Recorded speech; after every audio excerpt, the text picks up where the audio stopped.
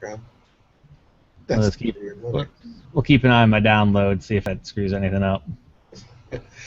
All right, we're live. This is LinuxInstall.net, episode number 131. The episode where everything happened. Everything. Holiday weeks are good for Linux geeks. That's all I got to say. Yeah, man, 4 days off of work.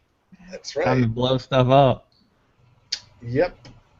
So I'm Brian Wagner. With me is my faithful and seemingly now only co-host. Yeah. I keep losing co-hosts. I'm starting to think it's me. But I invited Joe, and he's not showing up. But yeah, I see he's in there every week.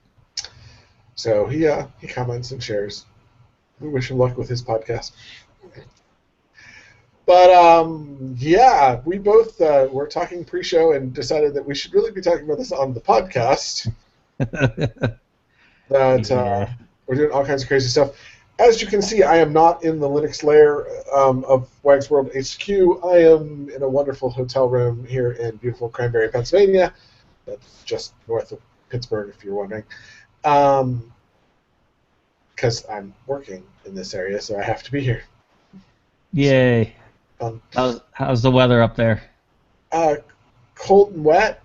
Not really a good combination. Like verging on ice. There's an ice warning here, so we'll be scraping the car off, which is something I'm not used to doing since I have a garage. But luckily, we had ice warning here too for about 6 hours. Yeah, here it's supposed to go until tomorrow night. So, oof. Yeah, so I'm going to probably get to scrape my car, drive the whopping, mile up the hill into the office. Ooh, up the hill, not good. Yeah, up the hill. Yeah. And then when I come out tomorrow, I'll probably get to scrape my car again and drive back down the hill. Just even less fun than driving up the hill. But it is what it is. It's winter. Yep, just the start. It's winter. We're in a northern state. What do you want? So, at least it's not Buffalo. True. I'd be buried. Like, where's Walt? I don't know. He's only 5'10". Well, not only that, but you'd be buried, and then by this point, since it all melted, I'd be flooded. So that's true. I'd be sitting here going, maybe I should go invest in some sandbags because that's going to be a lot of water coming my way. Or a boat. Yeah, I mean, going over, come borrow your boat, Walt. Anyways, enough about the weather. Let's talk about Linux, dude, because we did a ton of stuff. Oh, yeah. I'm going to start just because I had an interesting situation, which I realized after replacing a power supply that I now don't think was really bad, and rebuilding my box, that I think the problem was really that the battery on the motherboard is dead. Ooh. Which really sucks, because the OpenStack, this is my OpenStack machine that I was working on, my OpenStack machine was working great. Unfortunately, the battery on the motherboard went, and I don't know what the settings were in the BIOS to make sure I could set them back to what they were before, and I could have a chance to get the machine to boot. But it was doing this really weird thing, and the reason why I replaced the power supply is the machine would come on, the lights would light up. I bought this as a cheap machine off of Newegg. I did not intentionally buy the neon blue lit fans that it has, but they came with it, so I used them. But all the blue lights light up and everything, the fan kicks, and it goes for about 5 or 10 seconds, then it shuts off. And then it goes again, then it shuts off. Then it goes again, then it shuts off. And about the 4th time it shut off, I just turned the power off. I'm like, well, obviously something's gone. And I turned it back on again, and it did the exact same thing, and I'm like, it's got to be the power supply, it's just getting to a point where it starts pulling any serious quantity of juice, and it's just dying. Yeah. All right. No post or anything? No, didn't even make it to post. Oh, wow. And I'm like, oof, this is bad. So I go get a new power supply, I put a new power supply in, and it does exactly the same thing. Yeah, I gotta love those. That was $70 I didn't need to spend today. All right, well, I now have a backup power supply, bonus. Trying to make some lemonade out of that lemon. And I just let it go, and it cycles like that for like 7 or 8 times, and then it pops up, still not the post, but it pops up a message, cannot handle your overdrive settings, or I'm sorry, overclocking settings, resetting the BIOS to default. Okay. And then, of course, because like I said, I don't know what any of the settings were because I built this box like 9 months ago. Like, well, let's see if we can get it to boot. So I just went back to defaults. Nope, not booting. Doesn't see any disks. It sees the disks, but doesn't see any OS on the disks. Crap.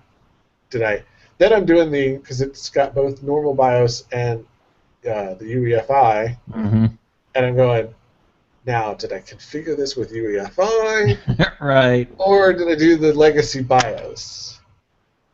And I couldn't figure it out. So, like, screw it. Didn't take that long to install. I already have CentOS 7 on a USB stick from when I built it a few months back. I haven't reused that particular USB drive. So put the USB drive in it, booted it, install it. Everything's going great. I actually did know what I chose this time, and I had chosen some settings. Get it working. Everything's working great. Just about ready to put OpenStack back on it. Shut the machine down to put it back in my rack. Put it back in my rack, turn it on, and it starts doing the exact same boot. Oh. So I let it set to defaults, and I'm like, you know what? I'm just going to install it with the default settings. So if it does this again, at least all the settings should be right. I should still be able to boot the OS. True. It's going to be annoying because it's going to sit for a good 3 minutes while it sits there and cycles 10 times until it decides we can't handle the overclocking settings, which were never set to begin with. And then it'll boot, and it should boot fine. And it did the 2 times I had to do it. But I realized it was the battery when I realized the only time it was doing it is if I cold booted. Like power. Right, because you unplugged the power to put it back in the rack, so it lost all the settings. It lost all the settings. Yeah. Mm-hmm. So, of course, now I have the box up, and I'm really kind of nervous about taking the battery. I'd have to shut it off, take the battery out, but I have no other way to get to the battery to see. Like, I'm going to have to take the battery out, look at it, run up to Radio Shack, grab another battery, come back, and put it in. But I wasn't up for that. I was having too much fun doing other stuff. So I reinstalled OpenStack, and of course, unlike the first time I used RDO to install it, this time it didn't go nearly as smoothly. I had there's a bunch of little issues with RDO. It should have been easier. You've done it a couple times. Fixed all the problems the first go around. I wish I would have. Yeah. It wasn't my settings that were the problem. For some reason, the people who built the image decided that they would change the name of the MongoDB PID file to, instead of mongodb.pid, to mongod.pid. And it sounds like a stupid little change, but it's really important when systemd tries to figure out what the process ID is and whether or not it started. Right. Because systemd is looking for one thing, and you've changed the name of the file, it no longer exists. Right. So it took me several rounds on the internet to try to find which was the right fix. Luckily, this is a new enough thing that it's not like trying to find something for Windows or certain open source programs like Apache, where there's 10 billion answers out there that you have to try to sort through. So I found the answer relatively easily and went, oh, okay. And then I tried one fix, and then realized I had a permission problem, so I had to try it again. I think this weekend I'm just going to go get the battery first. Right. That's key. And then I'm just going to rebuild it, because I have been having all kinds of weird issues, which I think are related to the fact that I had to keep running there's an install program to install OpenStack. I had to keep running that program, and I think just having to run it so many times, I've just got something that's just not configured quite right, because it couldn't complete. And it is using Puppet, so I'm really kind of shocked that it is having this problem, because Puppet should be aware of this. But like some of the first things I did was I went in and edited the MongoDB comp file, not thinking about the fact that Puppet was involved. And so because I edited that comp file, when I tried to run the install program, Puppet did its thing and corrected my correction back to the broken thing. So it took me a couple of rounds to figure out how to fix the problem. But I think I need to just reinstall it because I can't get stuff. But all of that being said, part of my reason for holding off on doing my ESXi server, which I announced this week, is now, I don't know, probably like 416 days, I think. Is now at 416 days running with one VM. Right. 24 gig, 8-core machine, which is running Windows 7 so that I can get into my network at home when I'm on the road, like I am this week. So, yeah, it needs to be repurposed badly. So I actually migrated my GitLab server from VMware to KVM. Now, I've tried this migration before to migrate between them, and everybody on the net's like, it's really simple, and I have never had much success getting it to rebuild.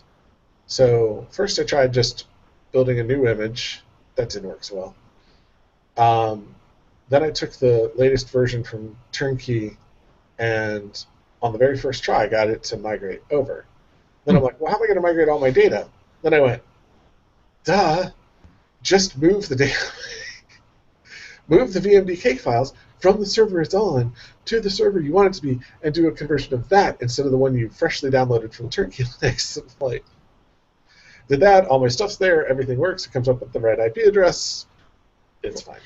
Nice. So if you go look, actually the guys on the Turnkey Linux site had the best tutorial on migrating a VMDK file from VMware over to KVM. So if you're looking for the way to do it, they have two options depending on what tools you have installed to manage the KVM stuff. And it took a few minutes, but that was because it had to copy the whole disk over and right. a whole new copy. But it wasn't chugging CPU-wise. It was trying to read and write to the same disk, so it took a little while longer than normal. So I have that up. So now my firewall is not just my firewall, it's also my GitLab server.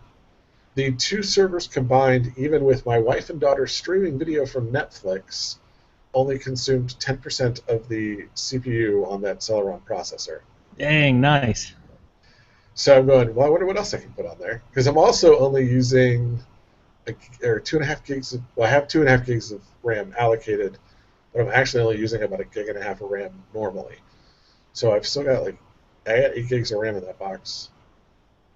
Starting to feel like I really overbuilt it. But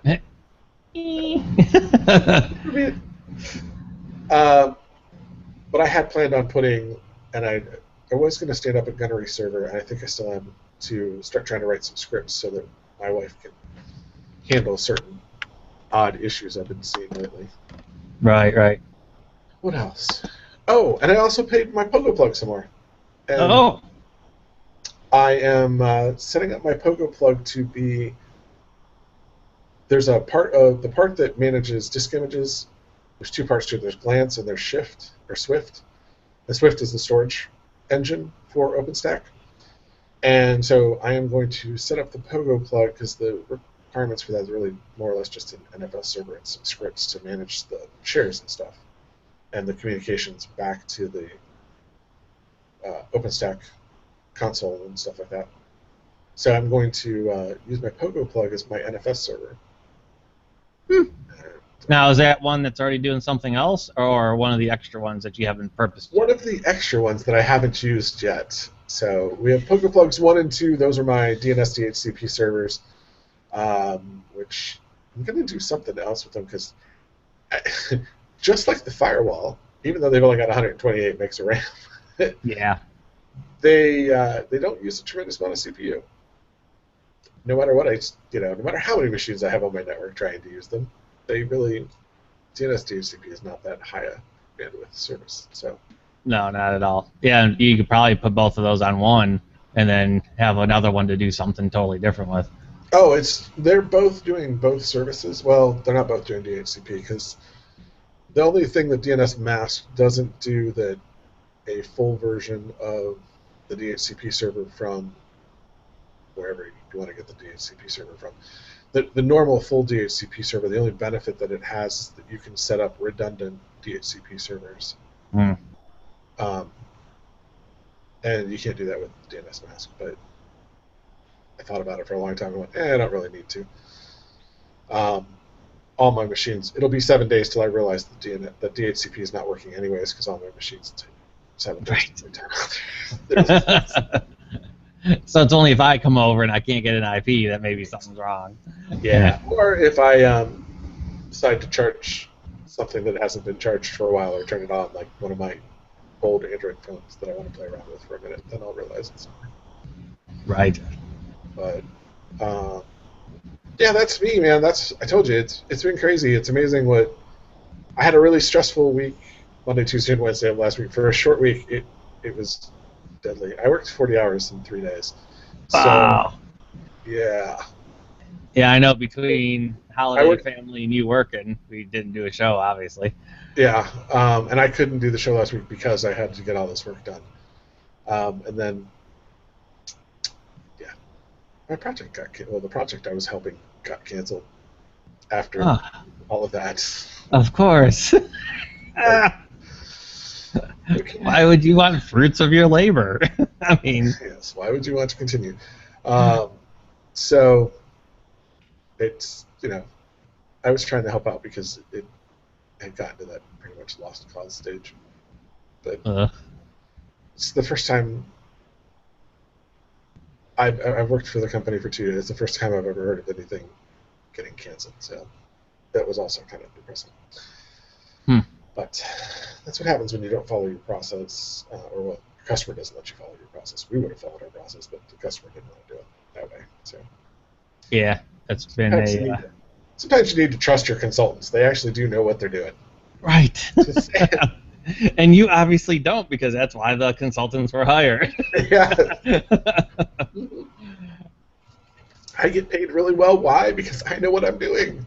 And, I do this type of stuff on a regular basis. But it's not that we're doing anything really spectacular. It's just that if you only do it once every 2 years or 3 years, the learning curve for some of this stuff isn't really that steep until you haven't done it for a while. And then all of a sudden you have to remember all the stuff that you didn't remember that you had to do. We just keep you from stubbing your toe, basically, because we do this 4 or 5 times a year, depending on what project we're talking about. So we've got processes and tweaks, and every time we do it, we learn something new and we add something to the process. So it just keeps getting better and better and better and faster and faster and faster. Which customers want. So, but yeah, sometimes customers don't want to listen, and you do the best you can with them, and sometimes it works. This was one of those times where it didn't. Oh well. But it had been a very highly frustrating week, so I had already told my wife that Saturday and Sunday at least was going to be me playing with computers. Geek time. Geek out. Yep. I am going to sit and geek out and watch movies and try to watch Flash episodes and stuff like that. So, so what did you do, man? Well, I had 4 days off-ish with the holiday. Not really, maybe 2 real days. Yeah. But funny enough, dude, our choices of what to work on almost paralleled exactly. Because we'll start off. So my ESXi server that's been running for however a year plus. Also, I didn't actually check. I should have checked to see how many days. Also, only running 1 VM.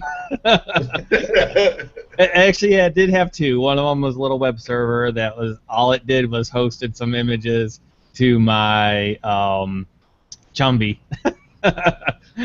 So it flipped through like 12 pictures, so it really did nothing. So it was really just my one Arch Linux VM. And I decided, as you, a little overkill just for, the command line, that I would log into. So I decommissioned mine altogether. It's not actually going to be rebuilt. I don't really have a need for a server anymore. What I did, though, is I migrated my 2 VMs to VirtualBox. on my new Linux desktop that I think I mentioned 2 shows ago that I had on order. So real nice. The L990, it's got the 2600K. I currently have 8 gigs of RAM in it, but I might bump that up. We'll see.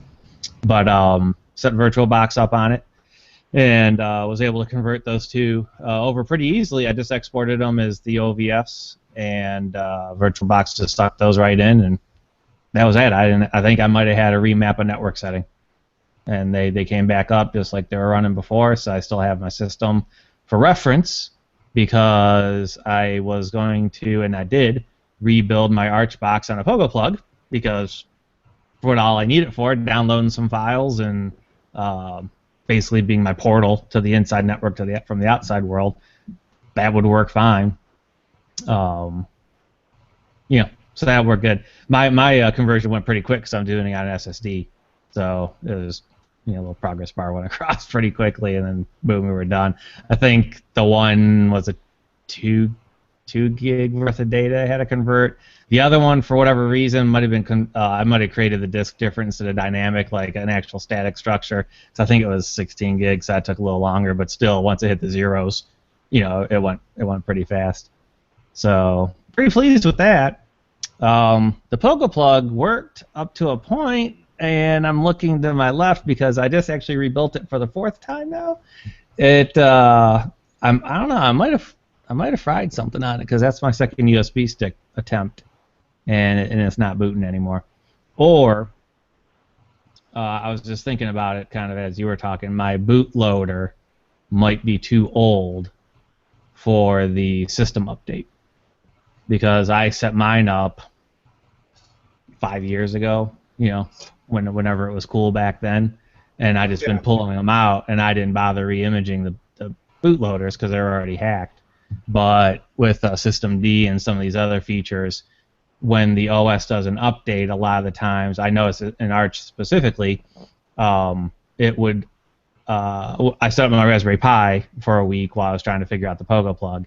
It would actually copy the DOS boot files into your boot folder, so it updated your boot image as well as the actual OS files, all as part of the upgrade process.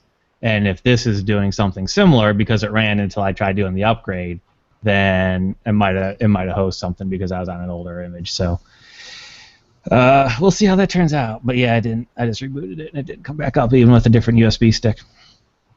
So that's sad, because I gotta do it yet again. So that's my Pogo fun. That's my ESXi.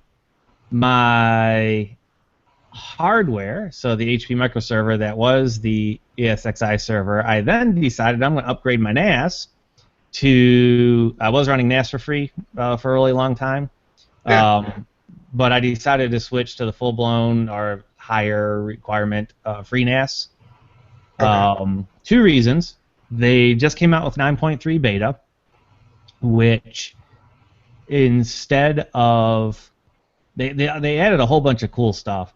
Instead of it being a process where you basically just flash a new image when a release comes out, it now actually formats the USB boot drive, or like an SSD drive, whatever you have, as ZFS, and downloads real-time progressive updates of whatever they need to patch. So let's just say like that bash attack came out, and you need that updated. Well, before, you would have to update to a whole new image that was patched with that fix. Now they can just push bash down to you. And each update then, it creates a backup through ZFS of the previous state. So if your backup doesn't work, you can boot to the previous versions that still worked. Whereas before, if you did a flash update and it blew up, you had to start all over again. Now, I mean, you could still import your disk pool, but you really, you had to restart. So those couple of features alone, I thought was pretty neat. The other thing is that NAS for free obviously has lower system requirements, because that's all it is a NAS for the most part. But FreeNAS has all the BSD jail capabilities, so you can actually run VMs in it. And I thought, well, I only need one VM. So why not let the NAS run that while it's doing nothing else during the day while I'm not even at home? And it has plug-in capability, so you can run your Sans Beard, Couch Potato, torrent stuff, all those other things, again, on the one box. So I set up and installed all that, and it's actually been running pretty good. I'm actually going to click right now and see if it came back up, because I just did an update. Yeah, and it did. So this is now my 5th incremental update since I set it up. I don't know, it's only been up 35 minutes because I just redid it, but I guess about a week ago now. They redid the interface. So I don't know if you remember before, it wasn't this last Ohio Linux Fest, but the one before that, they did a demo of it. Yeah. And the interface was very technical, I guess is a good term. Like, you kind of had to know how to do a lot of things from command line, and it just prompted you for the stuff. It didn't really kind of help. So now with the new 9.3, they've introduced wizards that sets up all the default stuff for you right from the install point, which is kind of neat. And they switched the interface to be they say, quote unquote, they hide the advanced features as to not confuse the novice user.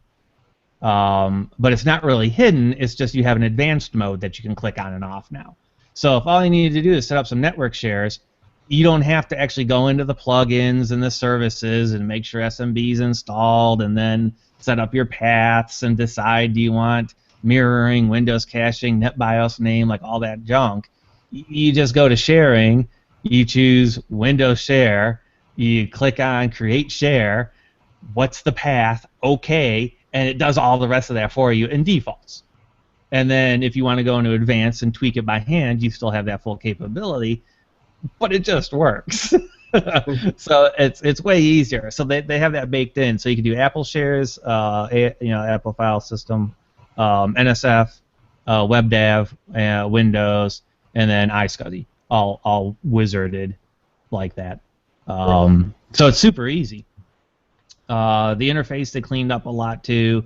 Before, you can have like these multiple tabs open. They did away with all that. So now as you click around, you're only in one window. So it's pretty impressive. I don't know if they're making a market push or why they decided to do that, because it's always been, since it went commercial, that it was enterprise level. It wasn't really for home user, but I think it's a lot easier now where a home user could actually get by with a much less learning curve. So I'm pretty pleased with that. The version 10, which of course will be based off of BSD 10, is a complete rewrite from what I was reading on their blog. So everything's going to be different. The whole interface experience is different. They're basically changing everything. So the 9.3 series will be the last. And I'm going to say, even though it's beta right now, it's going to be the last stable, because obviously when they go to 10 and everything's new now, you have the chance of more bugs to be worked out. So I'm going to run with the 9.3 for a bit. But so that's been working really good. I have one reboot issue for some reason. When it does the update and it reboots, it won't see my USB drive to reboot, but if I hardware power off the machine and then turn it back on, it comes up every time. So it's just something with the soft, the soft reboot. There was a Linux problem like that for a long time. I don't know what the fix was. Yeah, and they were saying systems that run AMD, which my microservers do, I guess, have some incompatibilities with BSD in general. So they actually don't recommend using the AMD chips at all, to be quite honest.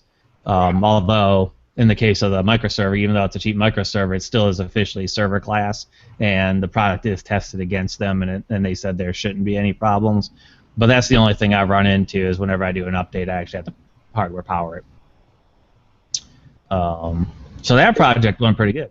Are you choosing when you do the updates, or is it auto-updating? You can do either or. There's a little box that I have it set to auto-download them, but I have to click the install. Right. So that way it'll do it in the background, but you can have it auto install, then just reboot on its own, or you can have it where you have to manually do it, or there's a one where you can manually still pick the file from a network drive or your USB drive instead of letting the GUI download it for you. So yeah, it did. I wasn't necessarily anti before. The system requirements are still pretty high. I mean, I'm using a 16 gig machine to run it, but the performance is better than NAS for free. I was getting about 80 megasecond before, and now I'm pushing 100. I'm probably just maxing out my network switch at this point. And CPU utilization is still pretty low at this right now, but I haven't really set up any plugins or jails or anything yet, so I expect that to go up as I start taking advantage of some of those other features. But now, just being a home situation, are you really using all of the RAM? No, I'm not even close. I haven't watched in real time. That's one thing that they kind of don't have as nice is the real time. There's like charts and graphs, but they're really 10-year-old, charts and graphs versus like NAS for free, where you can actually see real time CPU utilization. And in the new version 10, that was one of the things that they're addressing, is that they're going to update all that real time, so you'll get memory usage, CPU usage. It'll be divided by what services are using them. There's a lot more monitoring functionality, which I'll hopefully eventually look forward to. But yeah, I don't think I'm using it. I did a test install with only 4 gig, and it automatically turned off prefetching and a bunch of those other features because you didn't have enough memory. But with the 16, it didn't complain about anything, and I'm very happy. It imported my ZFS pool with no problem. Didn't have to do any conversions or anything. Just plugged the drives back in, went over to your disks, chose import pool. It asked if they were encrypted. I said no. 2 seconds later, boom, everything was up and running. Super easy. Yeah, so I was that might be more of a feature of ZFS versus the software, but yeah, working really good. So, and then on top of all that, because I got that new machine, I think I don't know if we were talking offline a little bit, but I was asking a few of my friends. Historically, my Linux machine, for the most part, was always a generation older than my game machine, which is my Windows machine. Play games on it, and or a lightweight, low power, something I can keep on 24/7, whatever. So, in a long time, this is the first time where my Linux workstation is actually the exact same chipset as my game machine. It's the same processor. Right. So it's pretty powerful. So I've been running Mate, and I love it at work. It's on an old Dell 755, 19-inch 4x3 monitor. I'm totally back into like 2008. I got all my widgets, I got all my monitors, I got my drop-down terminal. Everything looks beautiful. It runs crazy fast. I have zero reason to switch to anything else. I installed it on the desktop here, and it's one of those things where just in the back of my mind, I'm just like, you got this freaking fast machine, and you're running this crazy, simple, lightweight OS. What are you doing? You got to do something more. And I read an article or two about, what's the best desktop and this and that.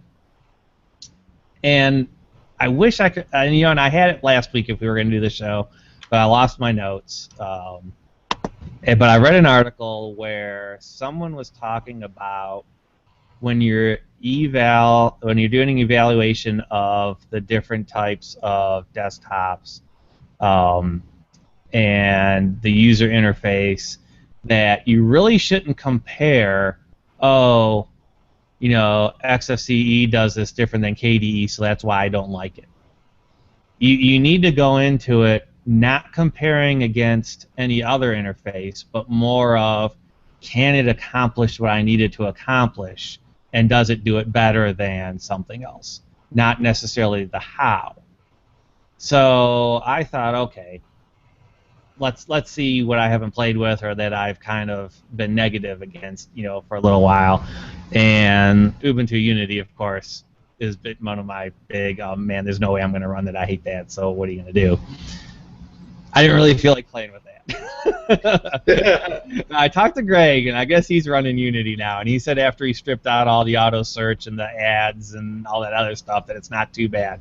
And I'm like, I'm not willing to take that plunge yet. But he was running GNOME 3 before that. So I was like, well, I'm going to give that a try. And of your different, KDE, XFCE, Mate, LXDE, all of those really have that Windows Start button kind of interface where you get your little menu and you pick your program and you go.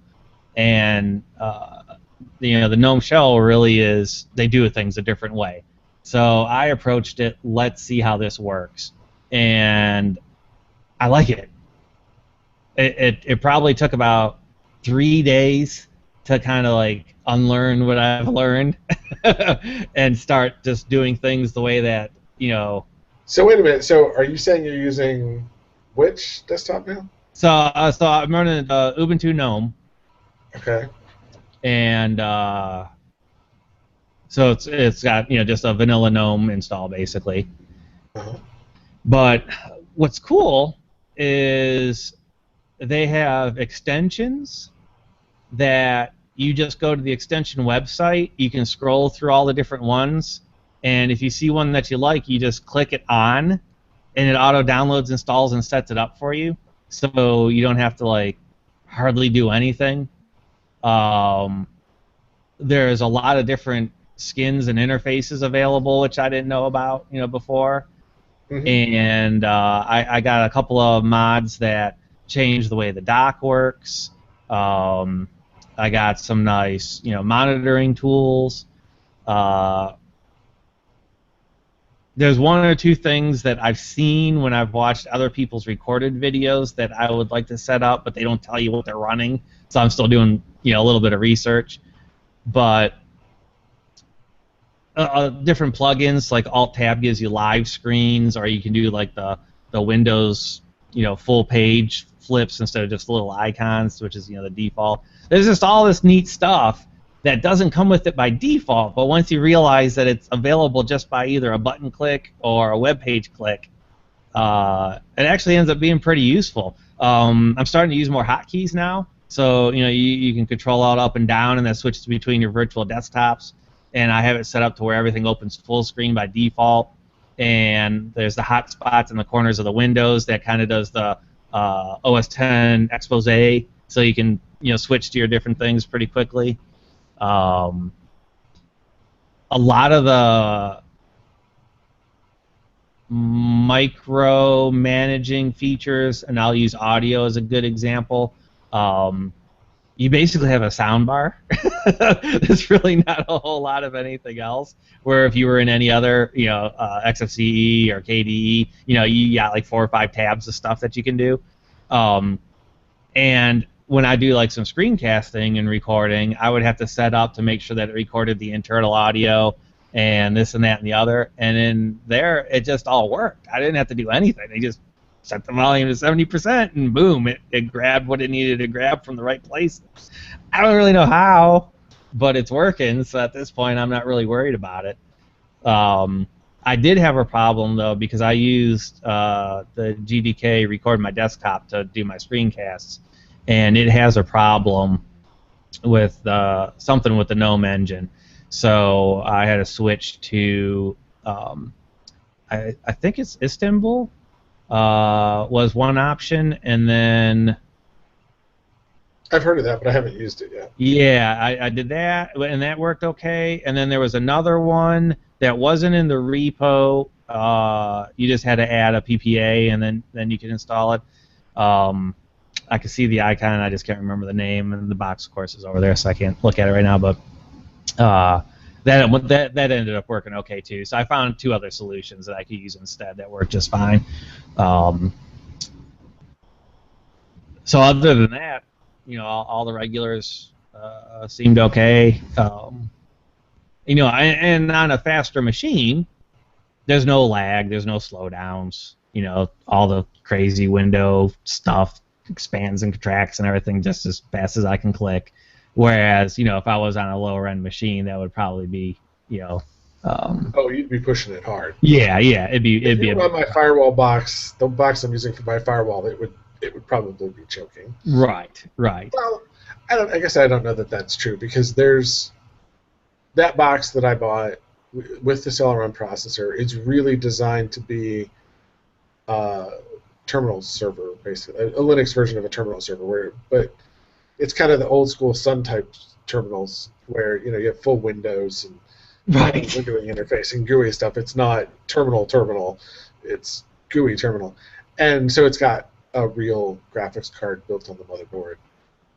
Plus, it's got the Intel graphics, which actually are pretty decent for most Linux stuff. I understand the need for gaming, but you know, it's funny. I was looking at replacing that power supply, right?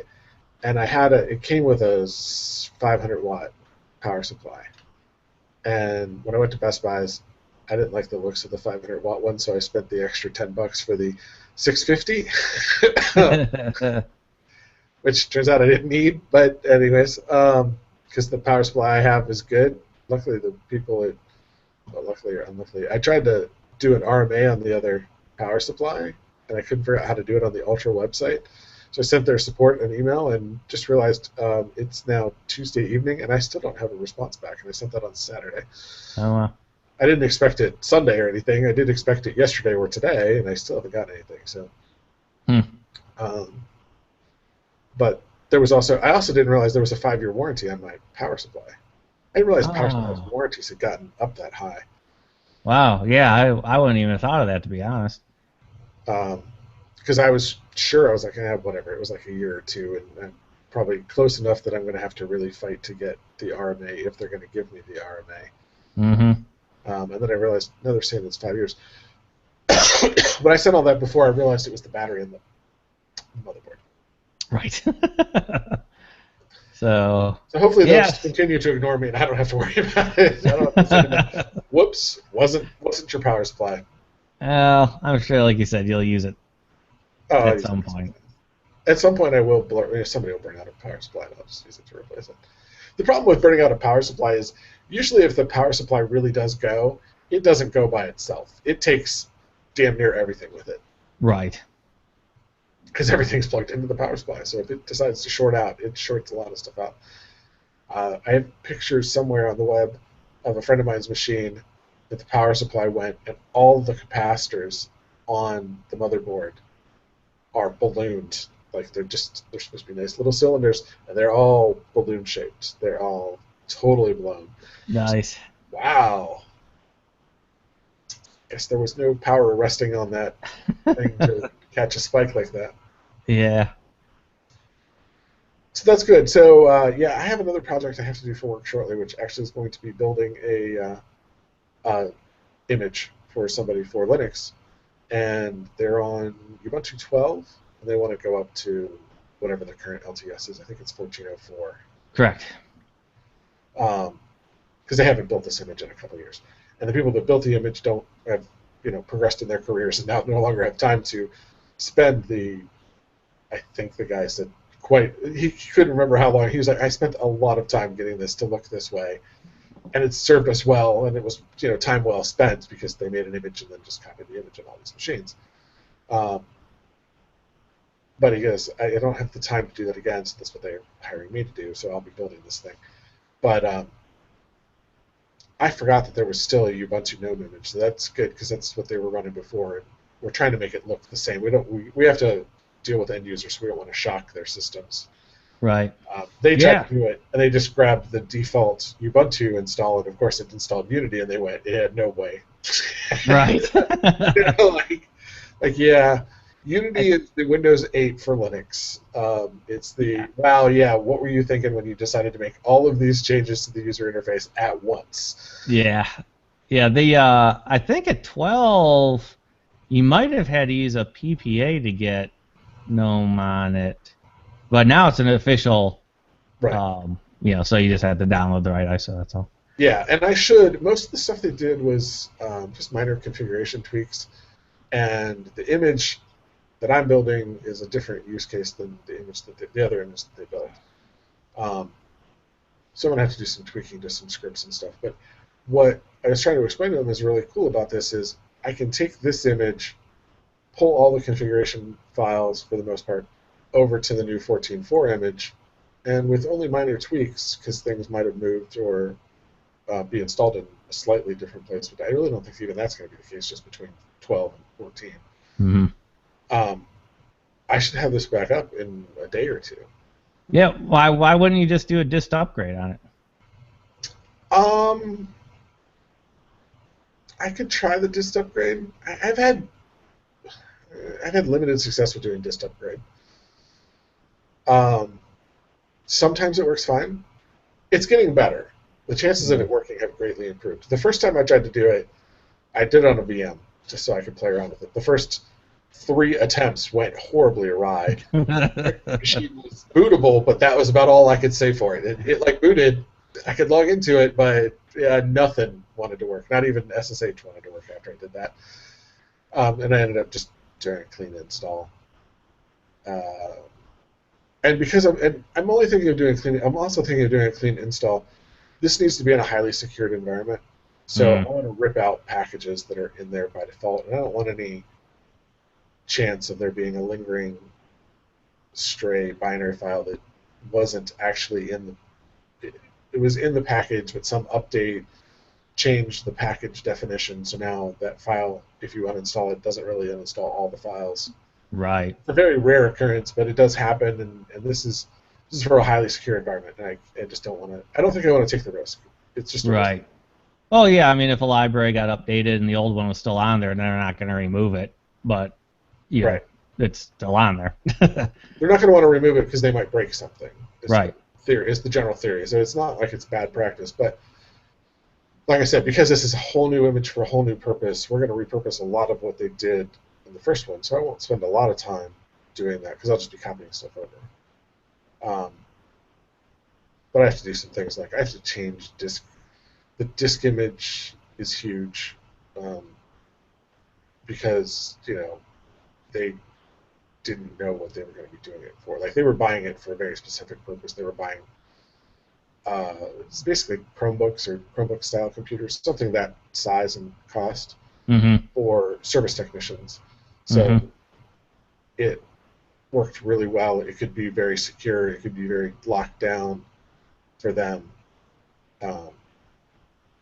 but still very very usable. And they haven't decided to upgrade that side of it. This is for a whole new project. So right. But I get to play with Linux at work, which never happens. Right. Best part. I get to be paid to do Linux. Again, I haven't been paid to do Linux for 3 years now. That's not entirely true. But this is like actually an actual task that I've been looking forward to since I got on this client. So yeah, that'd be cool. Off this week. Well, you have to let me know how that goes and what you think then, since you'll get a little exposure to the GNOME interface.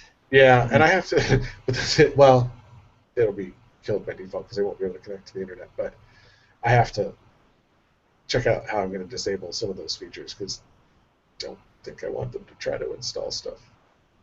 Just saying, it needs to be secure. Yeah, true.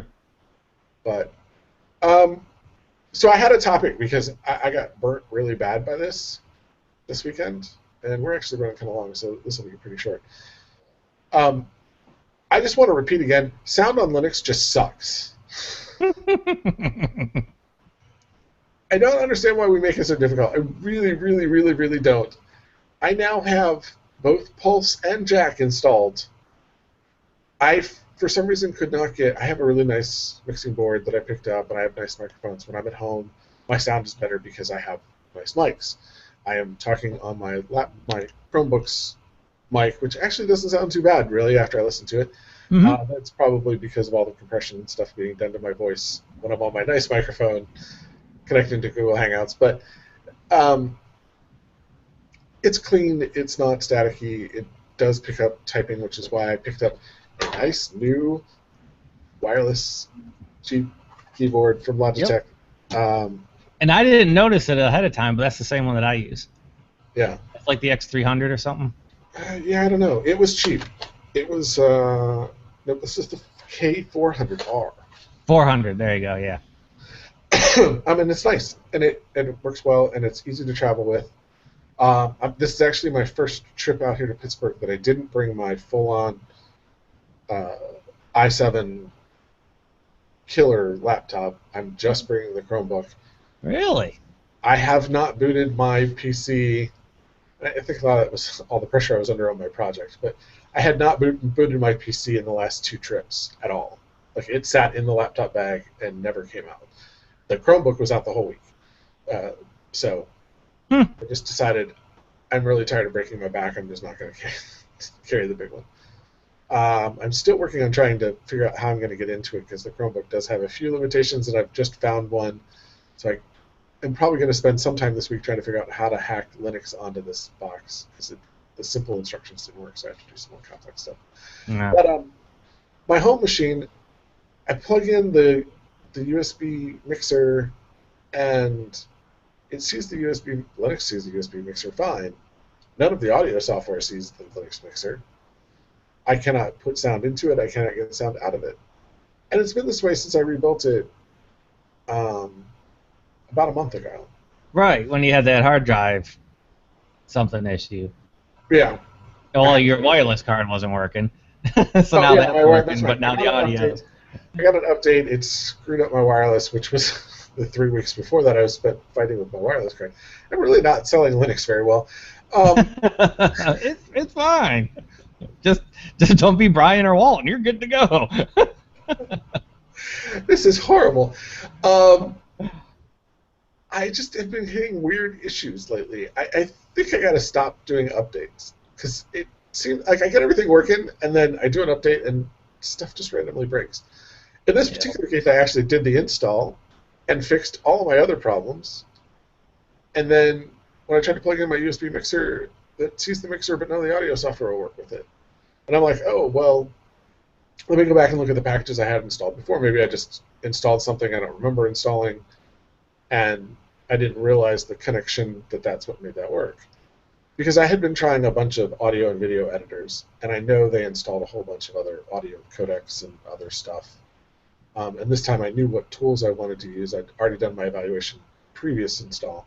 Mm-hmm. So I didn't install a bunch of that stuff. So I went through and looked, and I'm like, well, I had Jack and Pulse both installed. Maybe whichever one is missing in the current install is what I need. So I figured out, I think that was Pulse. I put Pulse on it. Nope, that didn't make anything any better. And I played around with it, got ticked off at it, really didn't have enough time to really focus on it. I just needed one night really to focus on it. I probably could have fixed it. Just didn't have the time. Finally, this weekend, like we said, we had all this time to play with our systems, and I'm like, well, while I'm waiting for CentOS to install the other stuff, not that it took that long, but I'll at least take a quick look and see if I can figure out what's wrong with this USB mixer. I plug the mixer in, I fire up Audacity. Damn it if the damn thing doesn't work.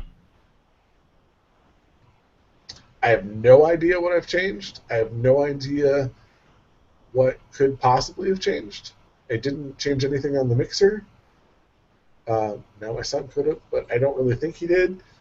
And all of a sudden it works. It's an input and output audio device now, like it was before, because I used to feed my audio in when we did Hangouts, and then I would take the audio out and plug it back into my mixer so that I could hear it, so I could hear you guys talking.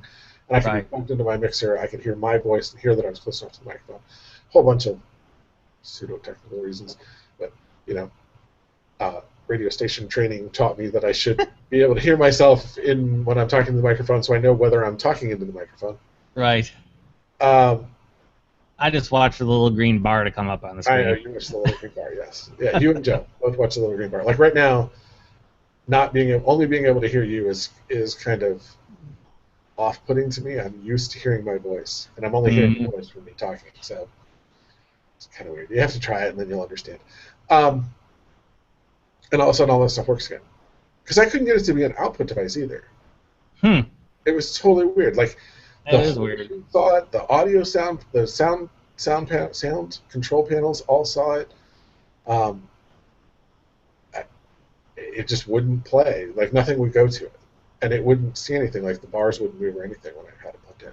And then all of a sudden, boom! I have time, of course, because I have time to actually play with it and fix it. Right. I plug it in, everything works, and I'm like, "You're shitting me, really?"